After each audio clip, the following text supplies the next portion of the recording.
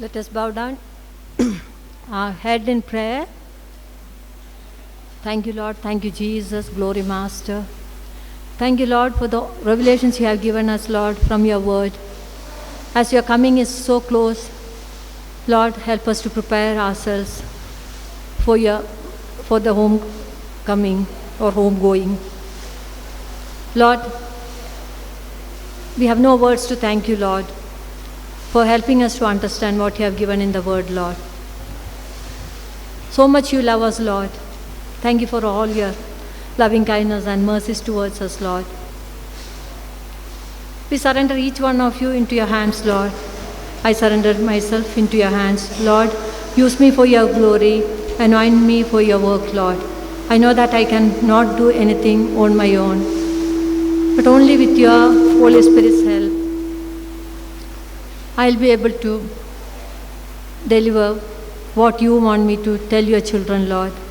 Strengthen me, Lord. Let this time be fruitful for them also, Lord.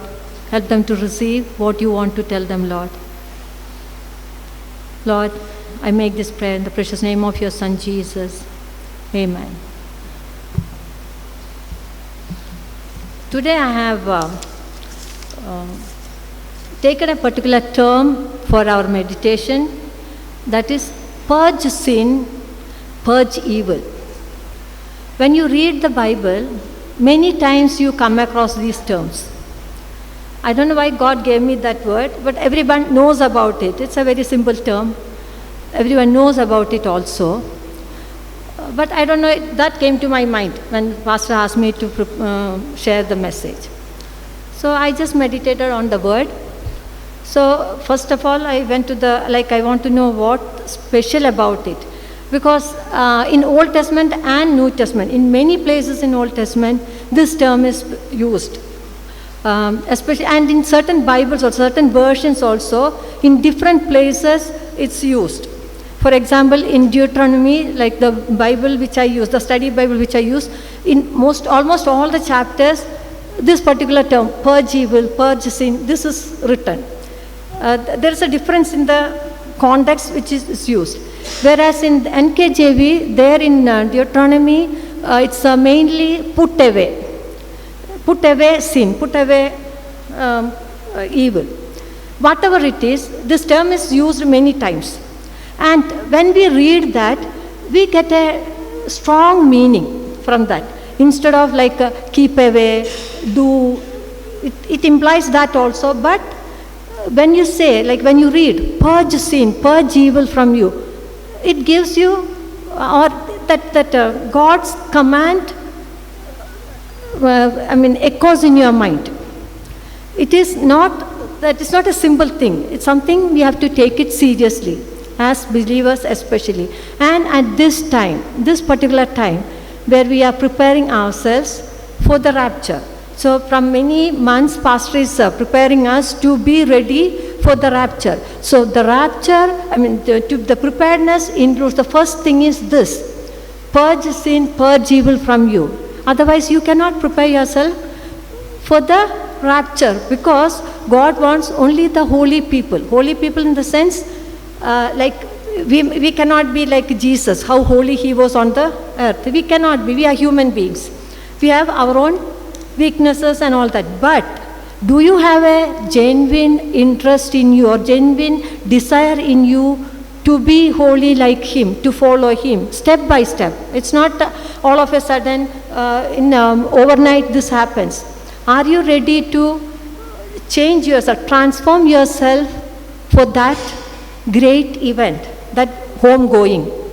So that is what this term implies. Actually, when you look into the dictionary or the Google dictionary, whatever is, the term gives 2-3 types of meanings in different contexts. One is like rid of something or somebody which is not desirable. For example, I'll just read from this thing. One is purge, means rid someone or something of an unwanted quality, condition or feeling. That is one context. We can use this word in this way. Second one is remove a person or persons who are considered undesirable from a society or an organization or a place in abrupt, violent way.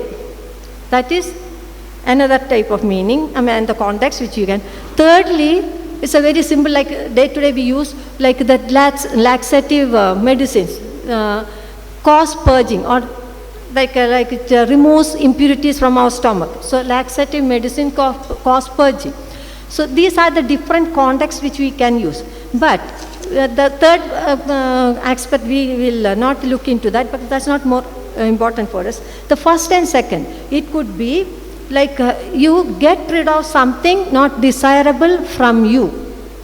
That is one. Another thing, you get rid of the people or person or persons group from a place who are not desirable in that place.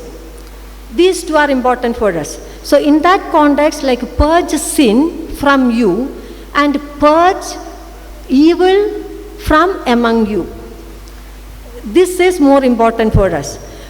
You may ask like, why like so much important this is? As I told you, the term everyone knows, it's a very simple term. Only thing that the meaning it implies to each one of us, that is more important.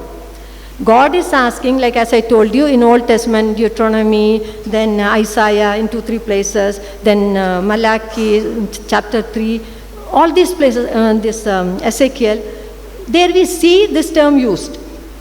I'll give you the context also. There, but the main thing is, main focus is on, except in Isaiah chapter 6, and even Malachi, the main importance is, focus is on purging evil from among you or from you, out of you. For example, in Deuteronomy, God gives instructions to Israelites through Moses how to remove sin from the society. It's not from the person there. Like it could be the sinners, like a category of sinners are discussed there, like murderers, robbers, adulterers, then idol worshippers, all these type of sins. How to get rid of them? If it's a person caught in adultery, he has to be put to death. If he is caught in robbery, he has to be put. Remove that evil from the society. Why? To purpose this purging result. Two consequences it has got. One is retribution. It's the punishment inflicted to the person who has done the mistake or committed the sin. Like if the child tells a lie, the mother gives a beating. I don't know nowadays whether they beat, but we used to get, and even we used to beat our children also. But now the modern world has changed a little bit, so I don't know. Whatever it is, that punishment, like it's a beating, that punishment, it's not the question of how hurt the child is, but that punishment has got many implications. The pain is one thing. Second is the mental, it's not agony, the mental pain which caused in that child. For example, the mother loves me so much, but she hit me. I remember one incident, my elder one, he was little bit, doesn't obey certain things when I ask. So when I send him to study and all, he will sit with the book, do something else. Some nakra he will be doing. So one day I got angry, and there was one ruler on the table. I went and hit. So he will do like this, when I go to beat him. But I gave him one. He had a warts on his this elbow. It got cut because of that beating. And that warts gone. That is cured and is no more there. So now he says, yeah, because of your beating, that warts is gone. But now I remember, like he would have felt very sad that time. So mother hit me so hard. Not that I wanted, I asked him to stretch his palm, but he didn't do, so I just hit him. Whatever it is, the punishment cause, or it results in the some sort of change in the person. Isn't it so? The same thing is implied here also when God asked Moses to tell his people that kill the person who commits adultery, who commits idol worship, who robs others' possession, things like that. And another thing is the security, protection that gives for the society. Because when a sin is punished, the rest of the people in the society also get scared of that. Isn't it so? So they restrain themselves from committing the sin. So these are the two purposes saved there. So for that, God asked Moses to be very strict. The elders, the judges all have to be very strict in removing the evil from the society, to keep them safe, to protect them, as well as help them not to commit sins. So like when we go to the scriptures, these are the purpose it serves. Then, but as I told you, in different contexts, this term is used. One is, one more thing I want to tell you is, this purge, the term, implies purification. It means the cleansing, the purifying process. So that is the main purpose of this particular action. It's an action word. There is an action involved. When you say purge, you have to act on it. So this gives an implication, or it intends to purify something which is not desirable. That is what it means. And in Chronicles, 2 Chronicles, chapter 34, verse 3, 8 and all, there the Josiah, all of you are familiar with, it's a good king who became king at the age of 8. And from that time itself, he had so much of zeal for the Lord. He wanted to walk in his ways, and he wanted to clear off or purify Israel and Judah of all the wickedness which was there present. So he worked hard. He walked in God's ways and tried to remove all the high places, the images, the molten images, carved images, whatever was there. So that's what the word says. For in the 8th year of his reign, while he was still young, he began to seek the God of his father David. And in the 12th year, he began to purge Judah and Jerusalem of the high places, the wooden images, the carved images, that is images of the Asherah, that's the goddesses of fertility in the land of Canaan. So cleansing the land from all the undesirable things. That's what he did, purging all these things. He wanted to clear Israel, make it holy for their God. And that is one type of purging you see. In Ezekiel chapter 20:38, you see God speaks through the prophet. There he says, I will purge the rebels from among you and those who transgress against me. So all those who go against God will be removed from Israel. That's what the God says, the God of Israel says. Those who go against God.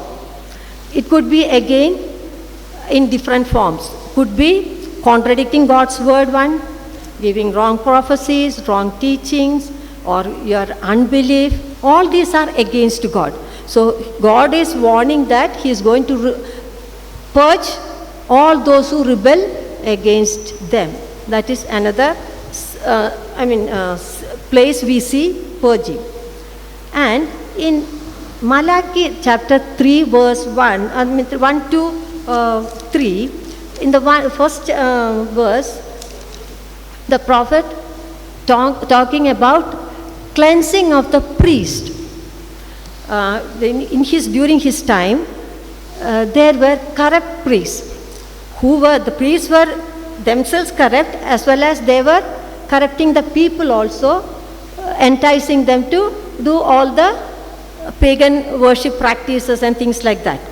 So the priests who were to offer sacrifice or who were to worship Lord were leading people to sin, which was not pleasing to God. So there, through Ezekiel the prophet, God is warning those priests. And the word says, prophet says, who will prepare the, in Malachi, Malak prophet mentions about two messengers. That the messenger of God who prepares the way, that is one, and the messenger of the covenant. Two messengers he talks about in that particular chapter. So messenger who prepares way, we all know that. That's about John the Baptist, who is preparing the way before Jesus comes.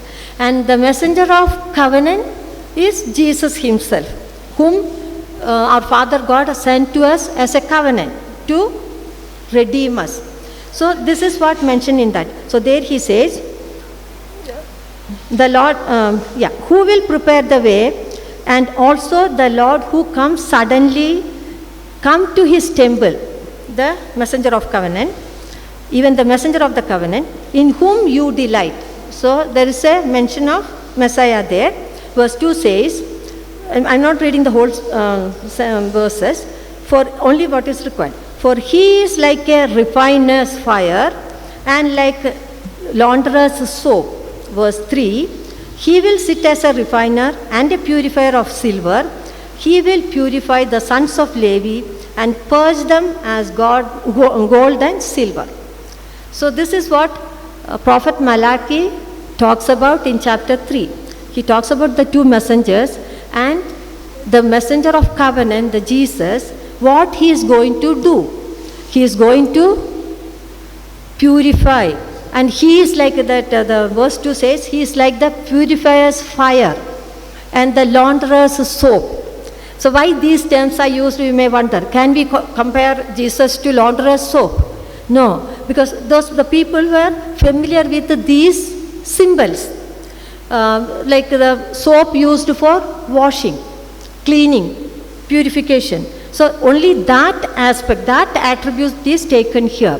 And then the purifier's fire which purifies, like most of the metals, like silver, gold. And we have come across that term many times in Psalms, that the God's word is purified 7 times like silver. Because that 7 times purification means especially the silver purification I was just going through.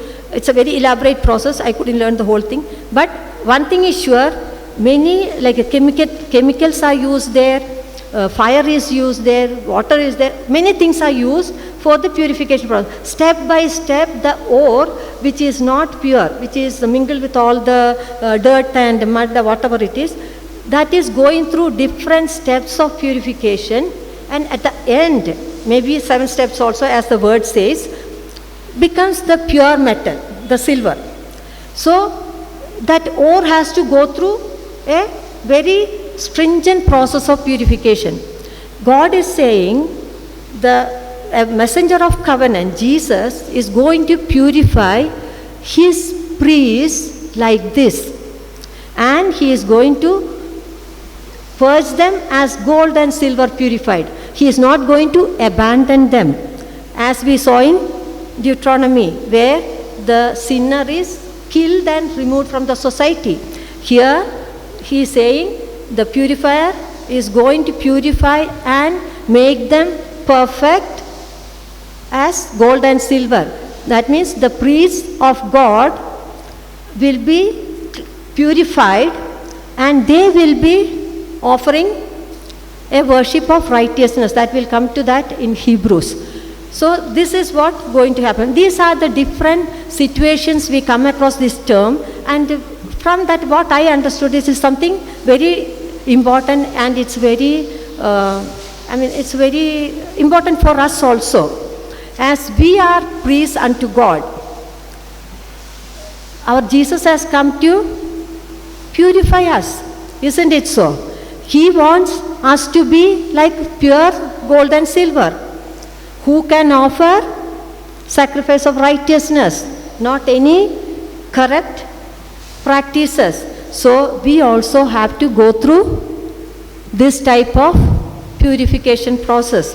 It could be painful, it could be suffering, it could be whatever it is, but only thing we will be able to withstand, because metal is a material, that no life in it, but we are people, living organisms, living thing.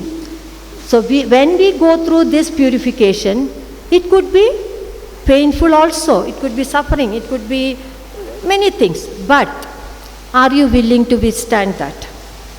Are you ready for that? If you are ready and accept it, definitely He will purge you as gold and silver, not that you do. And these are the views on this purging I want to put forward or in front of you. Now, one more thing I want to bring to your notice is purging in Old Testament and New Testament, there is a slight difference you see. As I told you, there more focus is purging the evil from the society for the protection and the punishment, which cause fear in the other rest of the people. Whereas in New Testament, this purging is not removing the evil or the evil from the society to keep the rest of the society pure or protected. It's for each individual. This purification process, Jesus came to earth, like Malachi is the last chapter, last book, then you go to Matthew, then you see our Messiah is born. He is on the earth. He came not to kill you and remove you if you are an undesirable character in the society. Still, He loves you. He wants to cleanse you and make you a pure piece of gold or silver. So that is the main difference. So we are under that grace. So we don't have to be fearful about removing or being removed from the society or for the protection of others. It's for us, it's an individual. The importance is to each individual. Whether you want to be purged, whether you want to be purified, you want to be the finest form. When your groom of the soul comes to take you home. Because one thing is very sure, our Father God doesn't want any undesirable thing in His kingdom. That's what we read in all the chapters, because Revelation also tells there is no pain, no suffering, no wickedness, no robbery, no adultery. Because it's a place where only goodness is there. Goodness is the only thing in that kingdom. So there we cannot enter there with all our sins and our undesirable things. And we may say that I am not an adulterer, I am not a robber, I am not a murderer. All these are not very important. Whether a murderer or whether you are a person who entertain unbelief. It's equal. You may say why? Because once you became a believer, knowing God's grace. Isn't it so? Like Jesus showed the way of love to you. See, when we go to John chapter 8, there we see an adulterer woman is brought to Jesus by some Pharisees and Sadducees to stone to death, because that was the punishment there. But what Jesus says, his response is very gentle, but at the same time very, very powerful. Don't you think so? He says, any one of you who is without sin, throw the first stone. That's all he said. He didn't judge them, he didn't ask any questions, nothing.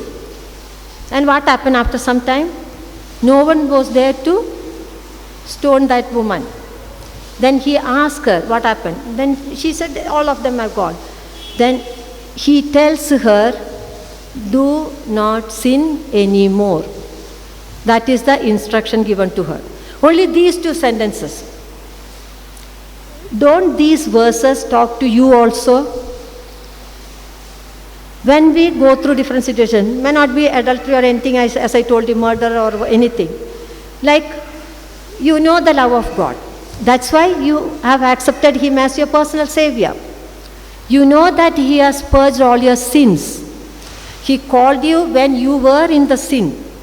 Bible says that also, because David says, my mother conceived me in sin. So from that time it goes. So when we were with all the sins, God loved you and called you, and you heard that voice and came to Him. So you experienced His love.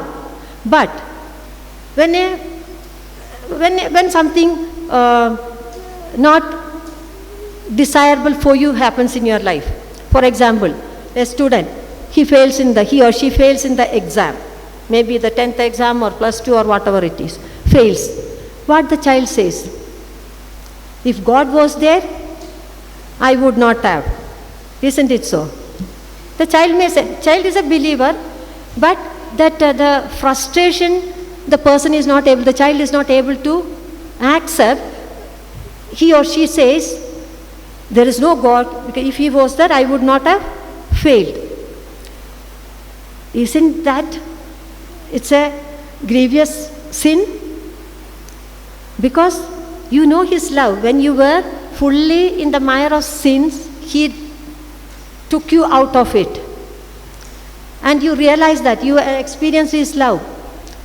Then when something painful or hard happens, you turn against.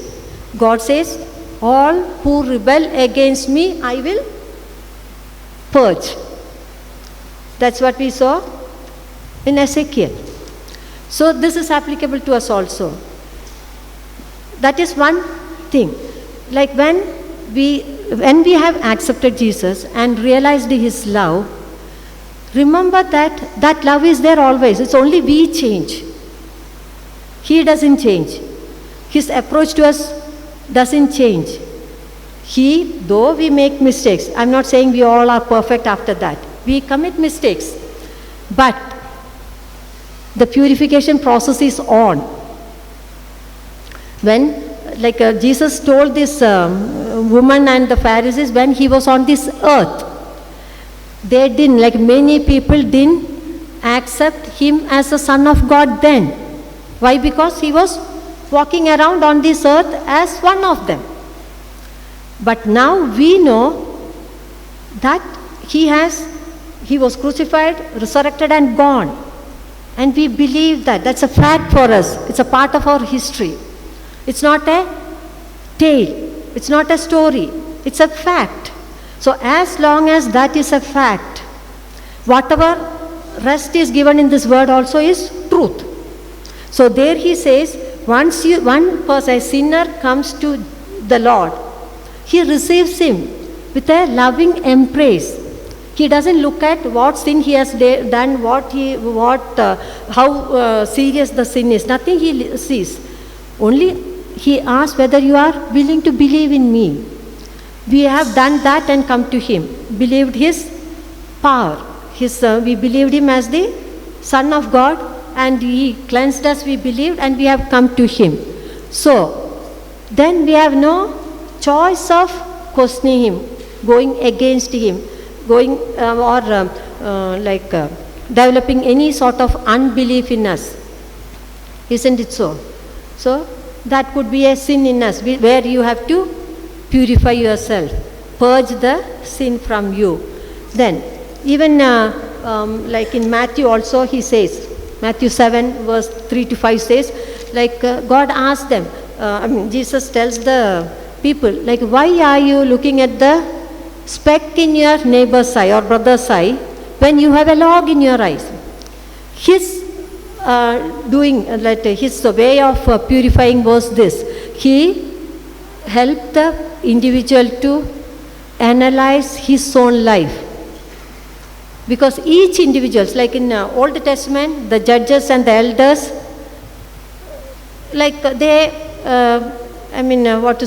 they argue, they question, they find out the reasons, and they try to bring a verdict of their findings.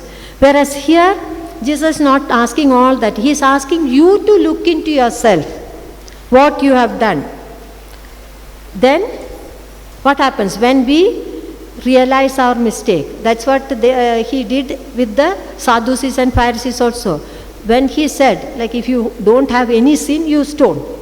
Then they realize that they have committed sin, they have sin in them. Their life is not perfect. So that was the the feeling of guilt, and then the feeling of repentance. That is what Jesus intended to do with we sinners. Nothing else. He is not going to kill us or anything. He is helping us to look into ourselves and realize our mistakes and repent for that.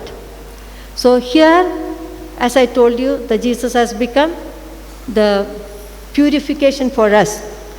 And the price he has paid is very, very huge, we cannot imagine, because no one else on this earth so far has done such a sacrifice, that living or giving his life for a sinner like us. What worth we have? We have nothing to boast about, but still he loved us and did that. And by his grace again, we realized that worth of it and we came to him. But now, remain steadfast throughout till we meet him face to face. So that's what this purging is important in our life, we say. So here,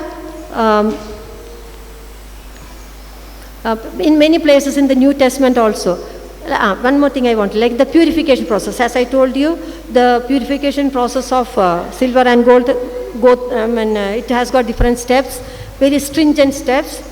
The same way, here also, we have to go through that process. Our Jesus is there. He has shed his blood. He has given his spirit. So with these three things, we have to purify ourselves. Jesus, our Redeemer, the precious blood he shed, washes our sins like the launderer's soap. The Holy Spirit which he has given us, the purifiers of fire, because we know that Holy Spirit is the fire which purifies us. So with the help of these three things, we also are undergoing the purification process where we can purge all our sins, evil from our life, to come out as the pure silver or gold which our Father as well as our groom desire for. So this is the purification there, what we see in Old Testament and here. And now the many other things also, like in other chapters also, like Hebrew talks about, Corinthians talks about the purging. And there he says, like Paul says in Corinthians, you remove the leaven, purge the leaven from you. That is whatever malice or wickedness which is there in you. As I told you, like we may consider ourselves as like we are sinners, but not very severe sin we commit, we say. We console ourselves. I remember in the beginning stage, Pastor said there is no big and small sin. So we have lot of malice within us. Like for example, like this unbelief, then we murmur against God. When things don't go according to our desire, we say, why God did that, why this, we get so much frustrated, though we know that he is there with us. So Paul reminds us, purge the leaven and you become a unleavened bread of sincerity and truth. 1 Corinthians 5, 7 and 8, these verses talk. You become a unleavened lump of bread of sincerity and faith, truth. So understand the truth, hold on to it. You become sincere in your relationship with your God. There is no place for murmuring, unbelief, nothing. Okay. In Hebrew 1:3 says that, like Jesus has done all that for us, we know. That is justified in Jesus. Hebrew chapter 1 verse 3 says, who being the brightness of his glory, that is Jesus, and the express image of his person, it's the image of God, upholding all things by the word of his power, when he had by himself purged our sins, sat down at the right hand of the majesty on high. So the truth is proclaimed here that we are purged of the sins.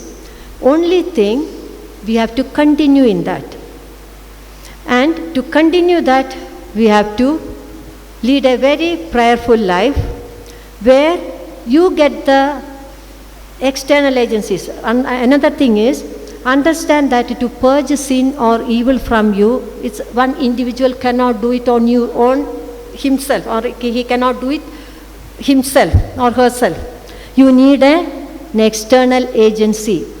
That is our Jesus, our Lord. So, as long as a person is an egoistic person who considers his ego as I can do, there is no chance of purification in his life. Only if you are ready to humble yourself, you are ready to accept the other agencies' help to purify you, you will be able to purge the sin and evil from you to make yourself a pure piece of unleavened lump or bread of sincerity and truth. So, when you believe in the Lord, you hold on to Him in all hard situations, in the pain, in the sickness, in the loss, the losing a beloved one in your life. Whatever the situation, hold on to Him and humble yourself before Him. Believe that only He can help you. Then He will embrace you with His loving embrace. His blood will wash your sin, your sickness, your pain, everything. And His Spirit will purify you. When I said that, this Spirit will purify, this is very true if you believe. I have experienced in my life many situations which was just maybe my mistakes, the sins which I committed. It was there, but the thing is I never realized that it was a sin. Because maybe that our nature, we justify ourselves. It's very easy to justify sin. I said a lie because that's not a serious thing. I just want to. Like, we don't have an explanation, but still we want to justify our mistake. But somewhere or the other, deep in the heart, there were some spots I was not very comfortable with. And after so many years, one fine day when I was praying, I felt a sort of a comfort. And after that prayer, that sin was revealed to me. And then I realized this was bothering me for some 20, 22 years. And there God Himself created a situation for me to ask forgiveness to that person as well as to God, definitely. And such a lot of peace I experienced in my life. So this was the purification process I went through with the help of my Lord and His blood and His Holy Spirit. The Holy Spirit will definitely reveal you whatever hidden mistakes you have committed. It's there within you which is causing you problem, and He will purify you from that. It is the truth, it's the fact if you believe. So this is what I learned from this particular term and its relevance in our life, to purge sin and evil from our life, to keep ourselves pure for our Lord's coming. As the time is closer and there is no much time, as Pastor always asks us to, remind us to be alert. So this is what you have to do. For that, if at all there is any trace of pride in you, if you feel that I can do, or I haven't done it, or I am such and such person, or I am so and so, whatever it is, I do so many prayers, or I do spend so much, all this is immaterial. There can be mistakes. Humble yourself before the Lord, ask God to show, and definitely He will show, as He did to me after 22 years, He will do it to you also. Then that will cleanse you. So let us go through this process of purification till we meet our Lord and reach our goal. That's all I have to tell. And everybody knows about all these things, but this is what struck me when I sat down to write a message for you all. With this I conclude. Let us pray. Thank you, Lord, for the message you have given us. Help us, Lord. We know that we cannot do anything on our own, Lord. We totally surrender ourselves into your hands, Lord Jesus. Help us to purge all our sins and evil from our life, Lord, so that we will be pure. We will be your bride, whom you want to receive and present before your God in heaven. Thank you, Lord. Thank you, Jesus. Glory, Master. But Father, we make this prayer in your precious name, Jesus. Amen.